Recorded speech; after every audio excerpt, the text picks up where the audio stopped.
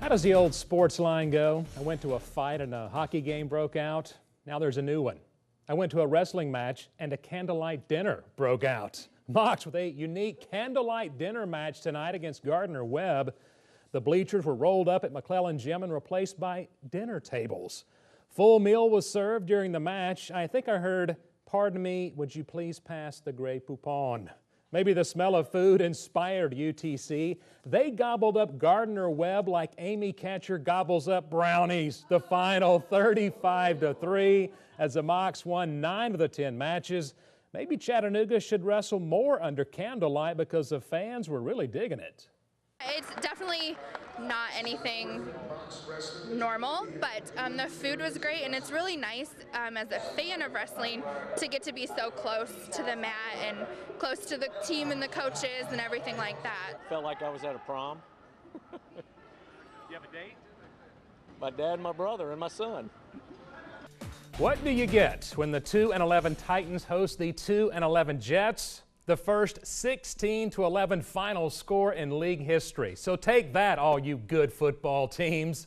Jake Locker back as the Titans starting quarterback with the shoulder injury to Zach Mettenberger. Locker uses his legs to avoid trouble. Then he hits Nate Washington for a huge gain. That set up a field goal to make it 3-0. Jets quarterback Geno Smith trying to escape his own end zone. He throws a pass like scrawny arms Rob Lowe. With no receiver inside, refs rule that play was a safety. 2 points, Titans up 5-0. Second quarter, a familiar scene at LP Field. Jake Locker gets hurt, injures his shoulder on that hit. He would not return to the game. Jets QB Geno Smith took a big hit in the second half, the illegal kind. Titans Jarrell Casey punches Smith. You can guess what happens next. Fists, fights, and flags. It led former Titans linebacker Keith Bullock to tweet out that both of these teams are clowns. When the circus resumed, the Jets get this score from Chris Ivory with just over 3 minutes to play to give New York a 16-11 lead. Titans get a final snap with 1 second left. Talk about a circus. Tennessee with a couple of laterals there. Delaney Walker gets the final one, and he almost scores. Instead, the Titans lose 16-11 for their 8th loss in a row. The Chattanooga Mocs had to hit the floor tonight without one of their best players against Western Carolina. Starting point guard Greg Pryor on the bench with a hip flexor. So Justin Toyo says, time for Daddy to go to work. He gets the block. Shot clock expires on Western. Toyo letting the Catamounts know about it. He says, yeah, I lead the SoCon in block shots, and I'm about to add to my totals tonight, boys. Toyo wasn't bad on offense either. The slam and hack. Mocs led by 9 points at halftime. Second half, Toyo, a block to ignite the offense. Chuck Esther gets it on the other end, and he goes flying in for the layup. Then it got chippy. Catamounts' Justin Browning complains about a foul. Some pushing and shoving ensues. 2 players from each team got technicals, but the game rolled on. Lance Stokes joins the Mocs block party. UTC tied a team record with 15 blocks tonight. Sadly for Stokes, he later injured his ankle. The team is hoping it's not broken. Catamounts cut the lead to 3 with 8.5 minutes to play when Casey Jones got that putback. He had 18 points and 13 boards. Moments later, Toyo, a key hoop. He finished with 15 points and 9 blocks. Mocs win 66-60 to go to 3-1 in the SoCon. Welcome to sports, everybody. We are live at the Chattanoogan for the Big Orange Caravan Tour, and like the sign says, tonight's event is sold out. That's because both football coach Butch Jones and basketball coach Donnie Tyndall are in attendance this evening. Welcome into sports, everybody. We are live at Ingalls Stadium getting ready for tonight's Southern League All-Star Home Run Derby. We've got 8 participants in the Derby, including 2 Chattanooga lookouts, including infielder Okoye Dixon. Okoye, are you ready to go deep tonight? I'm definitely ready, you know, to swing the bat a little bit and just go out and have fun and you know, share this opportunity with all these guys here. So, welcome into sports, everybody. We are live at AT&T Field getting ready for a special night of baseball. Dodgers ace Clayton Kershaw will be on the mound for the Chattanooga Lookouts. He's here for a rehab start. You know, we don't exactly get very many chances to see a 2-time Cy Young Award winner pitch right here in Chattanooga. I mean, you got to think about it. There's not a lot of 2-time Cy Young Award winners. You know, so you can narrow the field pretty dramatically right then. But yeah, nothing like this in this town. This is quite a big deal. When Kyle Russell heads to the plate at AT&T Field, he finds inspiration from a TV theme song. Just a good old boy.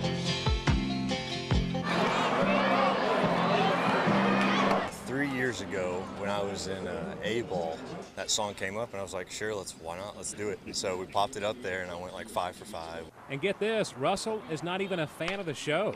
No, I mean, I really haven't even really watched the show. I just like the song. And sometimes I'll walk up to the plate, and I'll be singing it in my own head, just, try to clear my mind and whatnot, just try to get myself ready for the at-bat. Just a good old boy. That's all I know, to be honest with you. So what do Russell's teammates think? Kyle Russell's a goofball, so I think whatever music he would have picked would have fitted him perfectly. But even Russell knows where to draw the line on TV theme songs. It's a good thing you don't like the Love Boat or something. No, I don't think. That theme probably wouldn't relax me too much going up to the plate.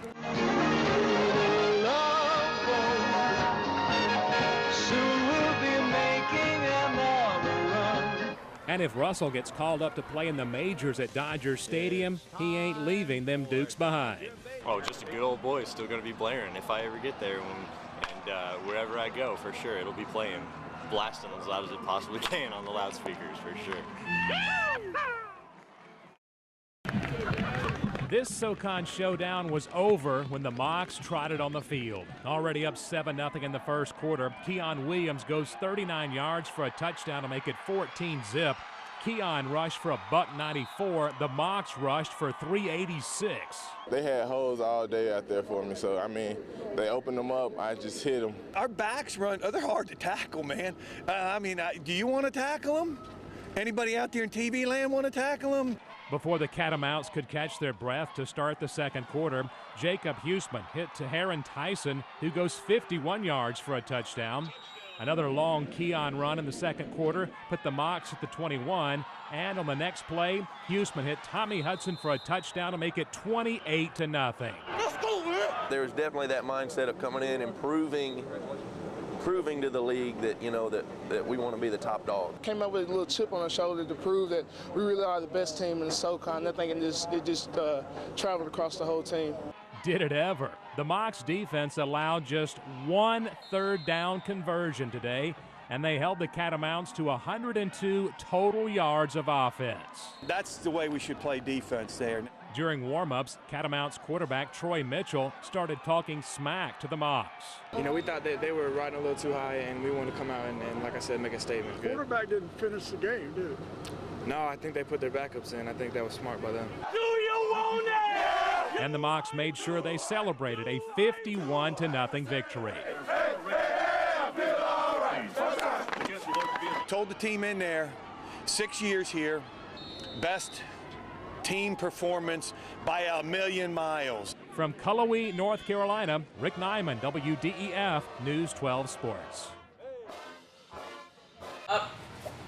It's always looked like a lot of fun. And my daughter had been taking martial arts for the last couple of years. My first reaction was, sure, I'll teach you. Dumb me, I didn't realize she couldn't see me in the mirror. So I'd have to face towards her and mirror the images towards her.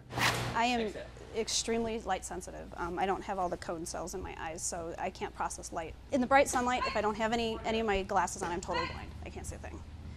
In here, I actually am wearing tinted contacts right now because I always have to have some type of tinting inside light. So I can tell you're standing there. I can't see details, facial features. I'd have to be, my focal point's about 4 inches to see details.